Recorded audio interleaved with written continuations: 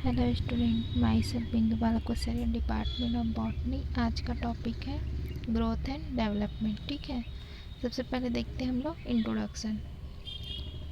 सजीवों की पहचान जो है वो उसमें उपस्थित अनुवांशिक कार्यक्रम के अंतर्गत जैसे कि डेवलपमेंट, रिप्रोडक्शन और मेटाबॉलिक कैपेसिटी के कारण होती है। ठीक है, इनमें रिप्रोडक्शन और ग्रोथ जो है वो जितने भी जीवधारी है जैसे कि प्लांट्स, एनिमल्स, उसमें क्या होता है, ये जो है वो एक प्रमुख लक्षण होता है। ठीक है, सभी जीव जंतुओं, पेड़ पौधों में ये सब जो है वो पाया जाता है, रिप्रोडक्शन और ग्रोथ की प्रक्रिया। जीवधारी पादप या जंतु की श्रेणी में आते हों, दोनों ही प्रकार के जीवों में वृद्धि होती है। ठीक है, उनकी प्रकृति भले ही अलग अलग होती है। पौधों में ग्रोथ की क्रिया मल्टीसेलुलर, ठीक है, पौधों में आजीवन निरंतरता प्रदर्शित करती, जबकि एनिमल्स में एक निश्चित फेज में के पश्चात ही क्या हो जाती है, ग्रोथ जो है वो रुक जाती है। ठीक है, ग्रोथ की प्रक्रिया के फलस्वरूप ही पौधों एवं जंतुओं के साइज, वेट और एरिया में क्या होता है, ग्रोथ होता है। ठीक है, ग्रोथ की क्रिया बहुत हद तक जीवों के अंदर चलने वाली मेटाबॉलिक रिएक्शन द्वारा ही क्या होती है, निर्धारित होती है। ठीक है, आधुनिक वैज्ञानिक मिलर के अनुसार ग्रोथ वह क्रिया है जिसके परिणाम स्वरूप किसी जीव या उसके विभिन्न अंगों के वेट, वॉल्यूम, साइज और फॉर्म इत्यादि का स्थायी व अनुत्क्रमणी बढ़ाव या परिवर्तन ही क्या कहलाता है, ग्रोथ कहलाता है। ठीक है, फिर देखते हैं biological features of growth. Growth की प्रक्रिया cell division, elongation, cell maturation के फलस्वरूप क्या होता है, संभव होता है। ठीक है, यह डिवीजन प्रक्रिया का ही कुल योग होता है। ठीक है, यह सेल के अंदर हो रहे समस्त मेटाबॉलिक एक्टिविटी का योग होता है। ठीक है, प्लांट बॉडी के एपिकल, लेटरल और इंटरकैलरी मेरिस्टेमेंट की ग्रोथ की क्रिया को संभव बनाती है। ठीक है, इसका प्रमाणन हमेशा प्रोटोप्लाज्म की मात्रा में हुई वृद्धि के द्वारा प्रमाणित किया जाता है। ठीक है, नेक्स्ट देखते हैं बायोलॉजिकल फीचर्स ऑफ डेवलपमेंट। यह सेल या प्लांट ऑर्गेन के शेप, साइज में परिवर्तन अर्थात मॉर्फोजेनेसिस और सेल, टिश्यू या ऑर्गेन में होने वाले क्वालिटेटिव चेंजेस, जिसे डिफरेंशिएशन कहा जाता है, से संबंधित होता है। ठीक है, डेवलपमेंट की प्रक्रिया के कारण ही वेजिटेटिव फेज जो है वो समाप्त होती है और रिप्रोडक्टिव फेज की शुरुआत होती है। ठीक है, फिर देखते हैं vegetative growth and reproductive growth. Cell या ऑर्गेन या प्लांट बॉडी में होने वाली वह ग्रोथ जो कि रूट, स्टेम, लीफ, ब्रांचेस के डेवलपमेंट से संबंधित होता है, उसे हम क्या कहते हैं, वेजिटेटिव ग्रोथ कहते हैं। ठीक है, और वह ग्रोथ जो कि फ्लोरल पार्ट, फ्रूट, सीड आदि के डेवलपमेंट से संबंधित होता है, उसे क्या कहते हैं हम लोग, रिप्रोडक्टिव ग्रोथ कहते हैं। ठीक है, रिप्रोडक्टिव ग्रोथ हमेशा वेजिटेटिव ग्रोथ के बाद ही संभव होता है और इसका निर्धारण जो है वो वेजिटेटिव बर्ड का रिप्रोडक्टिव बर्ड में चेंजेस हो जाने से होता है। ठीक है, फिर नेक्स्ट देखते हैं activities taking place during growth. वृद्धि के दौरान होने वाली प्रक्रियाएं कौन कौन सी हो सकती हैं। ठीक है, सेल के साइज, नंबर और ऑर्गन की संख्या में वृद्धि। ठीक है, प्रोटोप्लाज्म की मात्रा में वृद्धि, प्रोटोप्लाज्म में सेल ऑर्गेनेल्स की संख्या में वृद्धि, सेल के वॉल्यूम एवं वेट में वृद्धि। ठीक है, फिर नेक्स्ट देखते हैं फेजेस ऑफ ग्रोथ। प्लांट्स में ग्रोथ की क्रिया प्रायः जो है वो मेरिस्टेमेटिक सेल्स में होती है। ठीक है, ग्रोथ के दौरान मेरिस्टेमेटिक सेल्स को निम्नलिखित फेज में डिवाइड किया गया है, जैसे कि फर्स्ट है सेल डिवीजन फेज, सेकेंड है सेल इनलार्जमेंट, थर्ड है सेल डिफरेंशिएशन और मैच्यूरेशन फेज। ठीक है, सबसे पहले देखते हैं सेल डिवीजन फेज क्या होता है। सेल की संख्या में, ठीक है, सेल की संख्या में ग्रोथ होना ग्रोथ का मुख्य लक्षण होता है। पौधों में सेल की संख्या में ग्रोथ मेरिस्टेमेटिक सेल्स के माइटोटिक डिवीजन के फलस्वरूप होता है। ठीक है, सेल डिवीजन के समय यह मेरिस्टेमेटिक सेल्स जो है वो मेटाबॉलिकली अत्यधिक एक्टिव हो जाता है। ठीक है, माइटोटिक डिवीजन के द्वारा यह सेल अपने जितने भी सेल ऑर्गेनेल्स और प्रोटोप्लाज्म है उसके साथ दो बराबर भागों में क्या हो जाता है, डिवाइड हो जाता है। ठीक है, इस प्रकार एक सेल से दो सेल बन जाता है जो कि स्ट्रक्चर एवं जेनेटिकली अपने पेरेंटल सेल्स के समान ही होता है। ठीक है, पौधों में ठीक इसी प्रकार का डिवीज़न जाइगोट में भी होता है, जिसके फलस्वरूप एक मल्टी सेलुलर प्लांट का फॉर्मेशन होता है। ठीक है, इस प्रकार से क्या होता है, सेल डिवीज़न होता है। ठीक है, फिर नेक्स्ट देखते हैं हम लोग सेल इनलार्जमेंट। सेल में डिवीज़न के बाद उनकी लंबाई, आयतन एवं भार में वृद्धि होती है। ठीक है, इस फेज में सेल वाटर एब्जॉर्ब करके आकार में ग्रोथ करती है तथा उनके मध्य एक लार्ज वैक्यूल बन जाती है। ठीक है, कंटिन्यूअस मेटाबॉलिज्म एवं जल अवशोषण के कारण प्रोटोप्लाज्म सेल वॉल के ऊपर दबाव डालती है, जिसके कारण सेल वॉल का विस्तार होता है और सेल का इनलार्जमेंट होता है। ठीक है, फिर नेक्स्ट देखते हैं सेल डिफरेंशिएशन और मैच्योरेशन फेज।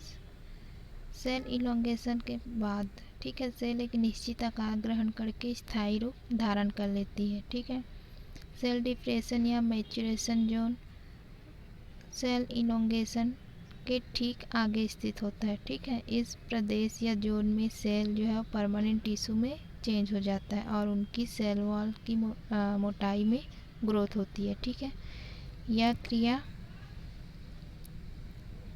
विभिन्न प्रकार के हार्मोन्स एवं न्यूट्रिएंट्स के द्वारा कंट्रोल होती है। ठीक है, सेल डिफरेंशिएशन के फलस्वरूप विशिष्ट प्रकार के टिश्यू जैसे कि कोलेनकाइमा, स्क्लेरेनकाइमा, ट्रैकिड्स, वेसल्स, च्यूट्यूस, phloem parenchyma, cork cells, sclereids आदि का फॉर्मेशन होता है। ठीक है, ट्रैकिड्स एवं वेसल्स के सेकेंडरी सेल्स वॉल में लिग्निन का जमा हो जाता है। ठीक है, कॉर्क सेल में सुबेरिन का जमा हो जाता है, जिसके कारण वे कठोर हो जाते हैं। ठीक है, सेल मैच्योरेशन के दौरान ट्रैकिड्स की सेल में थिकनिंग होती है, जिसके कारण इनकी सेल वॉल काफ़ी मोटी हो जाती है। इस प्रकार सेल डिफरेंशिएशन के फलस्वरूप विभिन्न प्रकार के कार्यों को संपादित करने वाले टिश्यू का फॉर्मेशन होता है। ठीक है, जिसके कारण टिश्यू में डिवीजन ऑफ लेबर संभव होता है, मतलब कि श्रम विभाजन। ठीक है, फिर नेक्स्ट देखते हैं काइनेटिक्स और course of growth, growth rate and growth curve. ठीक है, मेरिस्टेमेटिक विभिन्न स्टेप्स द्वारा ग्रोथ को पूर्ण करते हैं। इस सेल की ग्रोथ क्रिया निम्नलिखित चरणों में पूर्ण होती है, जैसे कि cell division, cell elongation, cell differentiation and organ formation. ठीक है, ये हम अभी डिस्कस कर चुके हैं। यह ग्रोथ के लिए आवश्यक सभी परिस्थितियां समान हो तब भी जीवों या सेल में एक समान ग्रोथ नहीं होती है। ठीक है, प्रारंभिक ग्रोथ की दर अत्यधिक धीमी होती है। ठीक है, उसके बाद वृद्धि की दर तीव्र हो जाती है और उच्चतम बिंदु तक पहुंच जाती है। ठीक है, पौधों की प्रारंभिक ग्रोथ अर्थात सीड्स के जर्मिनेशन के समय ग्रोथ सीड में उपस्थित फूड मटेरियल पर निर्भर करती है। ठीक है, रूट्स में शूट सिस्टम के डेवलपमेंट हो जाने पर ग्रोथ तीव्र हो जाती है। ठीक है, अंतिम स्टेज में मेटाबॉलिक निष्क्रियता के कारण ठीक है यह धीमी हो जाती है। यदि हम प्लांट ग्रोथ एवं समय के बीच ठीक है एक ग्राफ खींचते हैं तो यह अंग्रेजी के एस अक्षर के समान दिखाई देता है। ठीक है, गणितीय भाषा में इसे हम क्या कहते हैं, सिग्मोइड कर्व कहते हैं या फिर ग्रोथ कर्व कहते हैं। ठीक है, ये इस प्रकार का एक एस के आकार का क्या बोलते हैं ग्राफ दिखाई देता है हमको। यह इस आकार का कर्व 3 स्पष्ट स्टेप दिखाता है। ठीक है, सेल डिवीजन से संबंधित भाग में ग्रोथ की दर धीरे धीरे बढ़ती दिखाई देती है। इस भाग को हम क्या कहते हैं, लैग फेज कहते हैं। ठीक है, अगले में क्या होता है, सेल इलोंगेशन स्टेप में ग्रोथ रेट सबसे अधिक होती है, उसको हम क्या कहते हैं, लॉग फेज कहते हैं। ठीक है, या उसी को क्या कहा जाता है, टोटल ग्रोथ पीरियड कहा जाता है। ठीक है, इसके बाद सेल डिफरेंशिएशन के समय ग्रोथ की दर लगभग स्थिर हो जाती और वृद्धावस्था में कम होनी प्रारंभ हो जाती है। ठीक है, इसे स्टेडी फेज या फिर सेनेसेंट फेज कहते हैं। ठीक है, ये हमारा लास्ट स्टेज होता है। ठीक है, ग्रोथ का, जिसमें कि ग्रोथ जो है वो रुक जाती है। इस तरह से ग्रोथ की दर समय के संबंध में एस आकार का कर्व बनाती है, जिसे हम क्या कहते हैं, सिग्मोइड कर्व कहते हैं। ठीक है, फिर नेक्स्ट देखते हैं टाइप्स ऑफ ग्रोथ।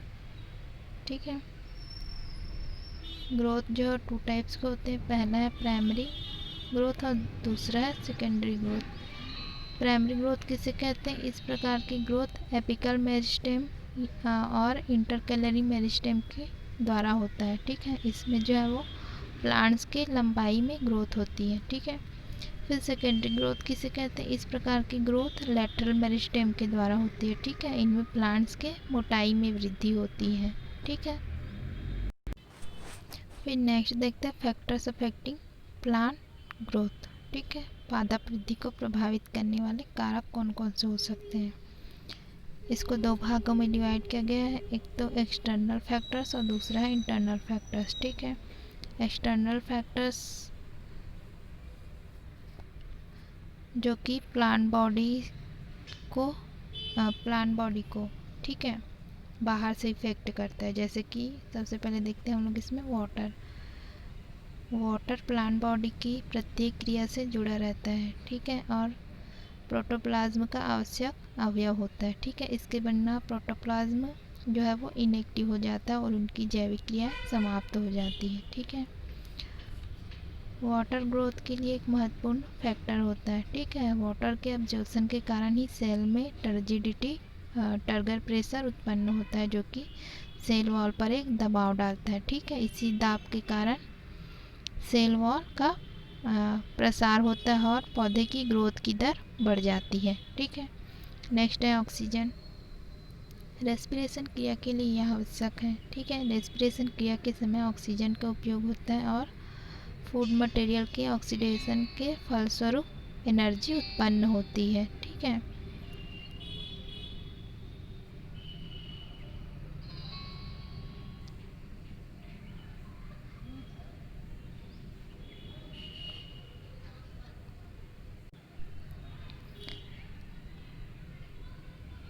यही एनर्जी जो है ग्रोथ एवं अन्य जैविक क्रियाओं के संपादन में उपयोग की जाती है। ठीक है, इस प्रकार ऑक्सीजन ग्रोथ के लिए अति आवश्यक होता है। फिर नेक्स्ट देखते हैं फूड मटेरियल। भोज्य पदार्थ प्लांट्स को एनर्जी और प्रोटेक्शन देता है। ठीक है, जो कि ग्रोथ के लिए आवश्यक होता है। फिर नेक्स्ट देखते हैं लाइट। अधिकांश पौधों में लाइट की उपस्थिति में भोज्य पदार्थों का निर्माण किया जाता है। ठीक है, इसके अलावा दूसरी उपयोगी क्रियाओं के लिए भी लाइट की आवश्यकता पड़ती है। ठीक है, इस कारण ग्रोथ के लिए इसकी नितांत आवश्यकता होती है। इसके बिना पौधे येलो और कमज़ोर हो जाते हैं। ठीक है, ग्रोथ करने वाले प्लांट्स के ऑर्गेन्स पर लाइट के प्रभाव को फोटोपेरियोडिज्म कहते हैं। ठीक है, नेक्स्ट देखते हैं हम लोग टेम्परेचर। प्रोटोप्लाज्म की क्रियाशीलता